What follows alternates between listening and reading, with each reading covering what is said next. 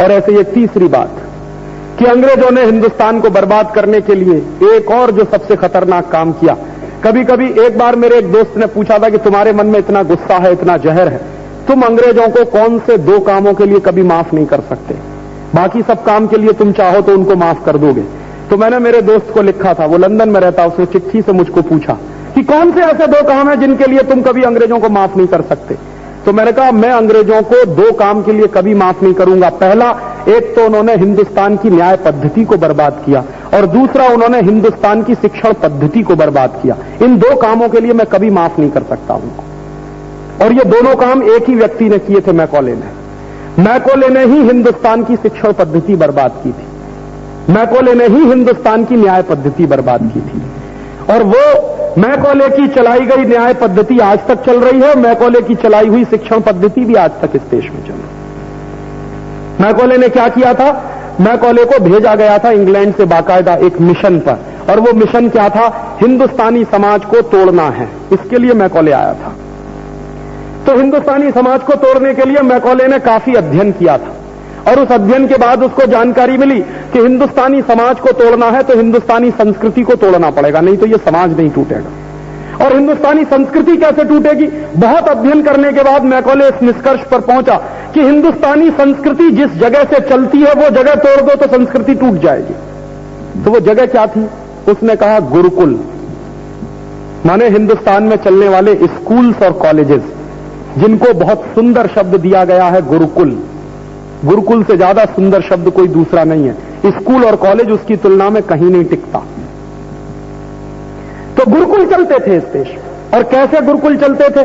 बहुत कम लोगों को मालूम है हिंदुस्तान में शिक्षण की पद्धति जितनी मजबूत रही दुनिया में शायद ही किसी देश में होगी। अंग्रेजों के आंकड़े हैं, अंग्रेजों का एक ऑफिसर था एडम स्मिथ, उसने कुछ सर्वे किया था, और सर्वे किया था हमारे लिए नहीं, अपने स्वार्थ के लिए, कि हिंदुस्तान के गुरुकुलों को कैसे तोड़ना है उसके लिए पहले समझना चाहिए। तो उन्होंने सर्वे किया। उस सर्वे की एक रिपोर्ट ये बताती है कि 1835 के साल में हिंदुस्तान की साक्षरता का प्रतिशत 100% था। 1835 में हम 100% लिटरेट थे 1835 तक।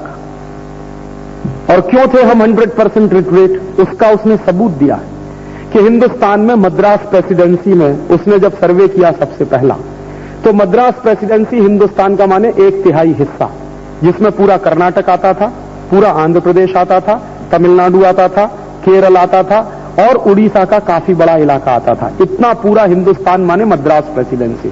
तो मद्रास प्रेसिडेंसी का ऑफिस था एडम स्मिथ, उसने किया सर्वे। सर्वे की रिपोर्ट क्या आई? उसने कहा कि मद्रास प्रेसिडेंसी में कुल मिलाकर 1,47,000 गांव हैं, कुल मिलाकर पूरी प्रेसिडेंसी में। और मद्रास प्रेसिडेंसी में कुल मिलाकर 1,50,000 गुरुकुल हैं। ये उसका सर्वे है। आप जरा हिसाब लगाइए, हर गांव में एक गुरुकुल है, और हर गांव में एक गुरुकुल है माने हर गांव में एक स्कूल या कॉलेज है। और अगर हर गांव में एक स्कूल और कॉलेज है तो साक्षरता तो 100% होने ही वाली है। एक दूसरी बात और बता दूं आपको, जो आपको आश्चर्य लगेगा, मुझे भी नहीं मालूम था। जब एडम स्मिथ का सर्वे में निकाल के लाया लंदन के हाउस ऑफ कॉमन्स की लाइब्रेरी से, तब मुझे पता चला।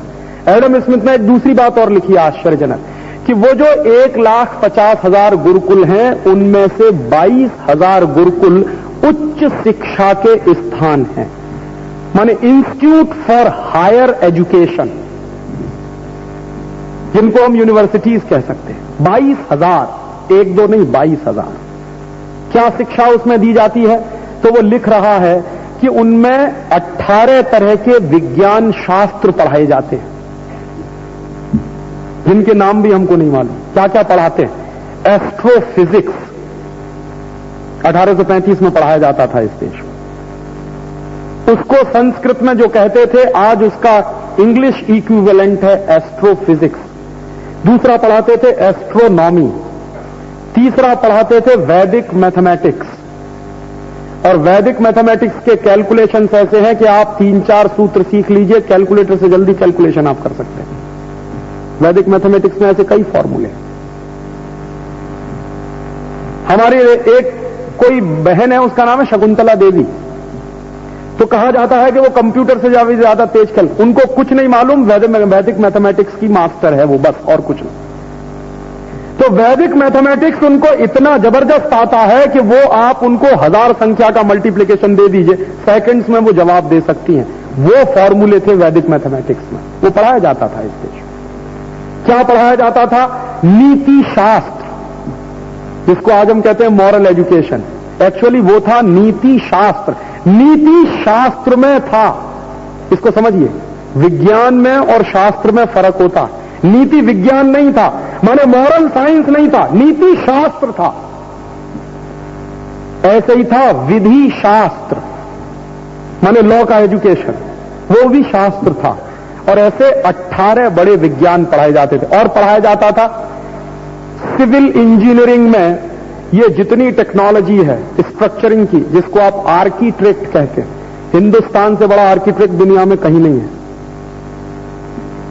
जो हिंदुस्तान का आर्किटेक्चर है दुनिया में कहीं नहीं मिलेगा आपको, चले जाइए किसी भी देश में।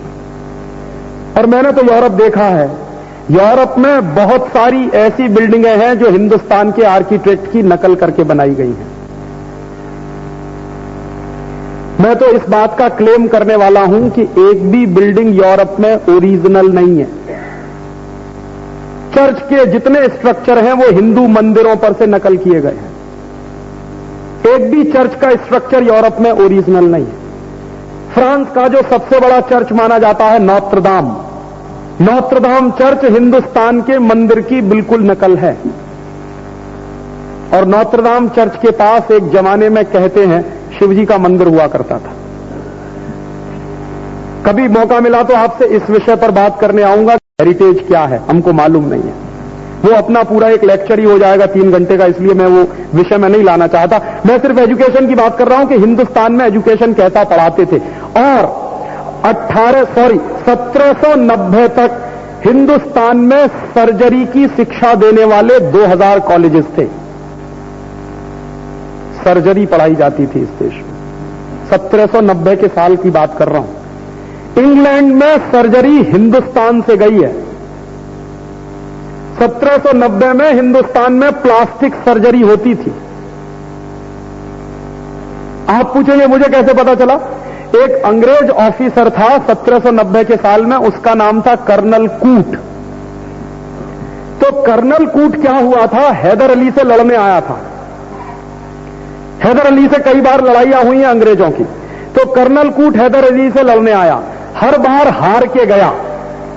आखिरी बार जब वो लड़ाई करने आया तो हैदर अली ने कहा कि अब तुझको जिंदा नहीं छोड़ूंगा। बार बार आता है, बार बार लड़ता है, कभी हरा के भी तो देख। कभी नहीं हरा पाया वो हैदर अली को। तो हैदर अली ने एक बार फैसला कर लिया कि ये लड़ाई आखिरी लड़ाई होगी। उसने कहा बार बार ये चूहा बिल्ली का खेल खेलने से फायदा क्या।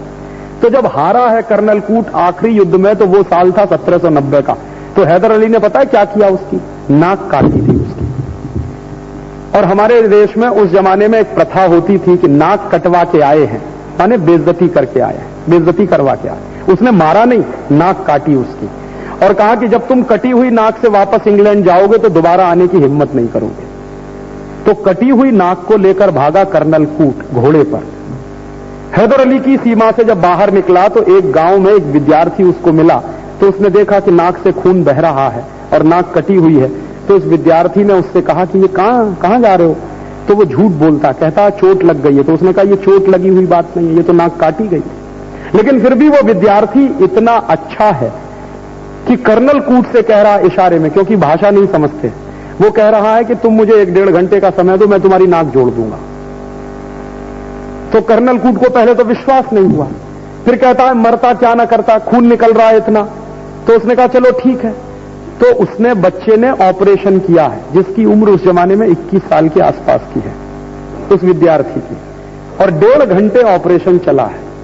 1.5 घंटे ऑपरेशन चलाने के बाद उस विद्यार्थी ने कर्नल कूट को अपने घर में 3 दिन रखा और 3 दिन के बाद उसको फ्री कर दिया कि अब तुम जा सकते।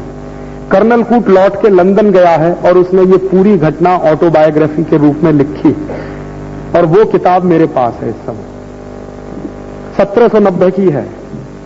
अब कितनी मुश्किल से मिली होगी वो आप मत पूछिए मुझसे, लेकिन वो है मेरे पास। और उस किताब को मैं संभाल के रखा हुआ हूं ये सिद्ध करने के लिए कि 1790 में हिंदुस्तान में प्लास्टिक सर्जरी होती थी। फिर कर्नल कूट ने क्या किया, अपने एक दोस्त को कहा है कि तुमको अगर कुछ सीखना है तो हिंदुस्तान जाओ, तुमको कुछ नहीं आता यहां पर। वो लंदन में कह रहा है। तो अपने किसी दोस्त को उसने हिंदुस्तान भेजा है, वो मद्रास में रहा है, प्रेसिडेंसी के आसपास के गांव में घूमा है, 25-30 साल उसने अध्ययन किया है, लौट के वापस गया है तो लंदन में FRS की स्थापना की है, fellow of the royal society की, जिसमें आज डिग्री लेने के लिए हमारे डॉक्टर भागे भागे जाते हैं।